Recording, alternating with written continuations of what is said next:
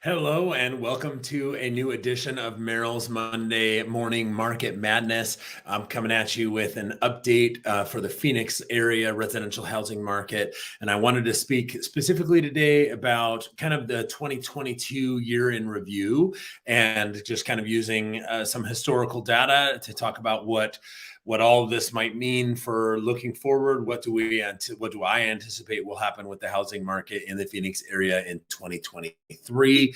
And hopefully, if you're having any thoughts of moving in the year of 2023, my hope is to arm you with some good scientific data and metrics to help you understand where you stand and what you might be facing in 2023. So let's just start by looking at what is the snapshot for what's happening in the market right now. So the number of active listings in our MLS is currently at 16,488.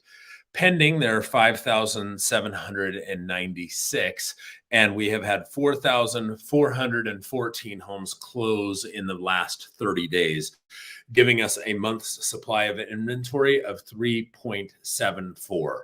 Meaning, if no new homes came on the market, if we continued selling homes at the pace of 4,414 homes every 30 days, we would expect everything to be sold in 3.74 months. Now, to give that some perspective, we consider a balanced market to have somewhere between 4 and 5 months supply of inventory. And a buyer's market would have greater than 5 months supply, and a seller's market would have, 3 or less months supply. So we're 3.74 means we're pretty darn close to a balanced market right now. Of course, we're actually seeing home values declining right now, and I'll get more into that in a minute.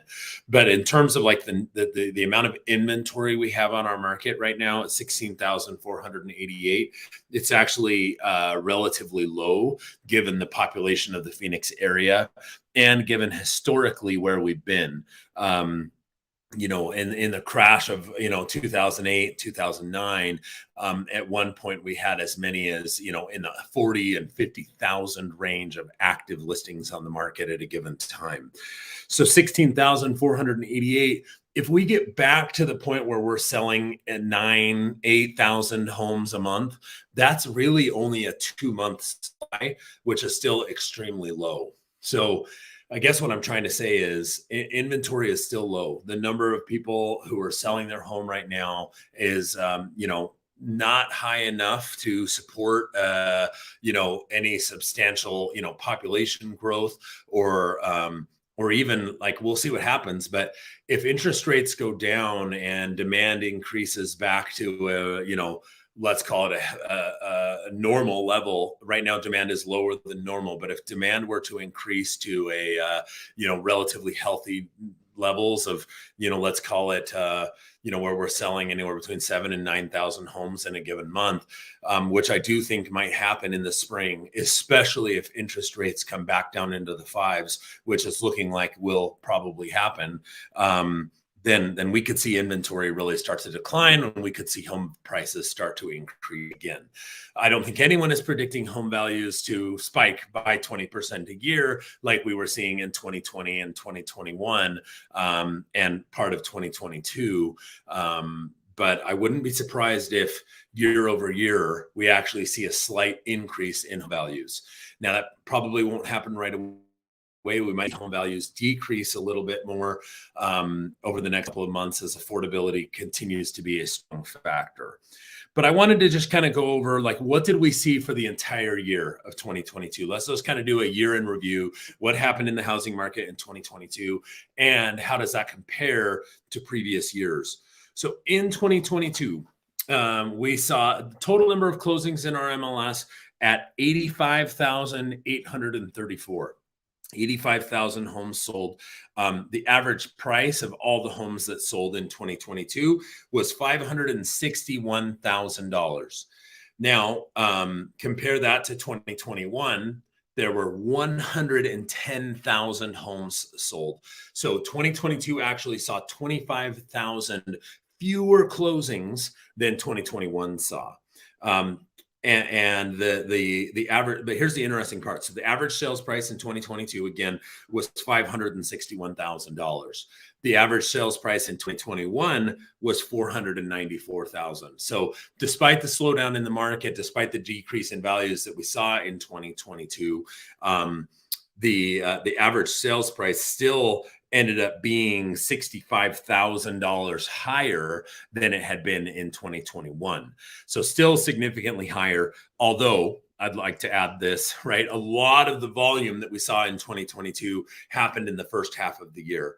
And that is probably increasing the average sales price. In fact, the highest average sales price that we saw for any given 30-day period in 2022 was actually $602,000. So we hit $602,000. The average sales price for what we've seen over the past 30 days is currently sitting at, where did I write it down? It's sitting at $516,000. So we've actually seen a decrease in the average sales price from its peak.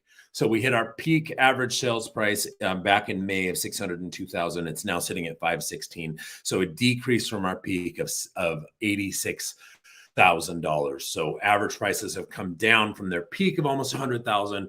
But year over year, again, if you look at what was the average price in 2021 compared to 2022, it's actually still substantially higher by $65,000 higher.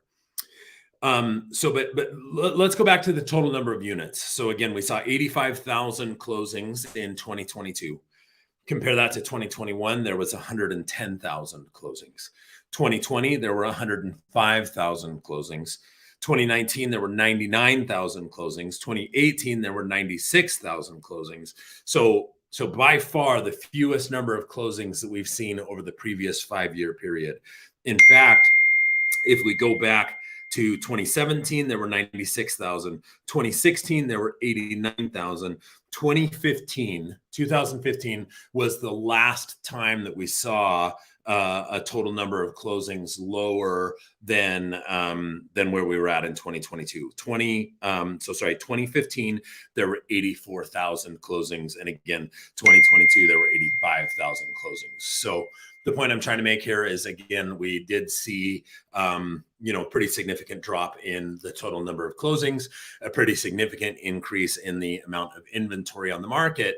But again, still 16,000 active listings is not that many given the size and population and demand of Phoenix. In fact, if the market heats up to the hottest levels where we were selling 10 and 11,000 homes a month, that inventory could be gone like that. I mean, it could be gone super, super fast.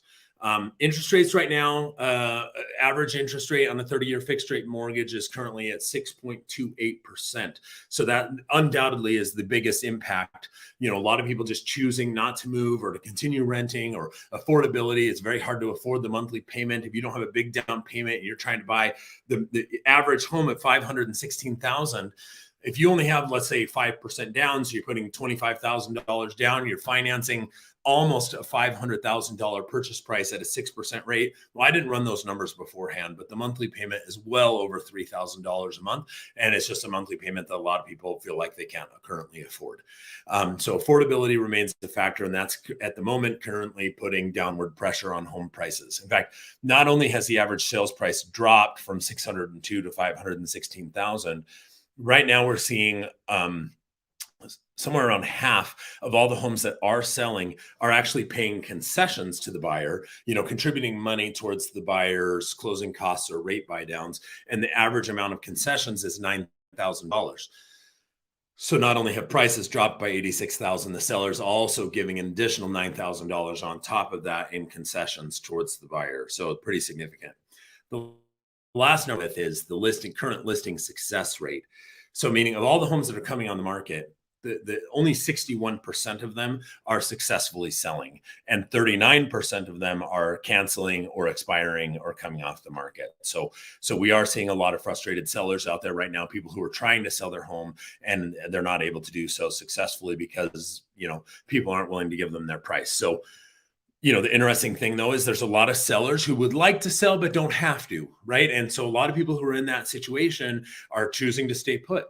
I mean, think about it like this. If you had your current home and it was financed at 2.75%, and you're faced with the idea of selling that house and buying a new house at 6%, I'm sure you would like an extra bedroom, or maybe you'd like to move to a 1-story, but the pain of whatever it is that you don't love in your current house is not great enough to walk away from that 2.75% rate, especially if you have to sell your house at a much lower price. So there's sellers who they're, of the 16,488 homes we currently have on the market, how many of those sellers have to sell, right? And that's why we're seeing prices, yeah, they're coming down, but they're not plummeting, right? Because there are a lot of sellers out there who don't absolutely have to sell, and they're remaining firm on their prices and not negotiating as much as buyers want them to negotiate. But ultimately, I really do believe that 2023, what we're going to see is home values will actually increase slightly. I wouldn't be surprised if at the end of the year, year over year, we look and we see the average sales price rose by 3 or 4%. But mostly it'll be pretty flat. The amount of inventory is low enough that sellers can still sell and hold steady on their prices. I believe that interest rates will fall slightly, and that will improve affordability.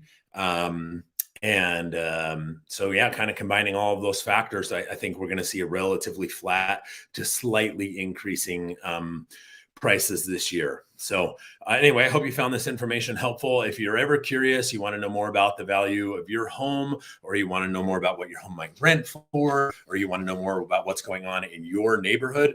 Just yesterday, I had a client who wanted to know specifically, hey, what's going on in this specific neighborhood in this specific town? And so I ran the numbers. This is how many homes are selling each month in that neighborhood. Here's what the average sales price was in that neighborhood month over month. This particular neighborhood ended up being a retirement community. And what we found was, interestingly, we haven't seen a significant reduction in home values in that neighborhood so far, possibly because in retirement communities, you have a higher percentage of cash buyers. So it was interesting. I might do a study on that and see whether retirement neighborhoods are maintaining their values currently better than non-55 plus neighborhoods. But it's all interesting stuff, and I love researching those types of things. So don't ever feel like you're inconveniencing me or bothering me when you ask, hey, could you run some numbers, or could you check on this for me? Because it's something that I really enjoy doing. And if you'd like to see me discuss a specific topic on a future show, I would love to take requests on that as well. So please feel free to message me those as well. Anyway, I hope you all have a great day, great week, great month. And let me know if I can do anything to help. Have a great day.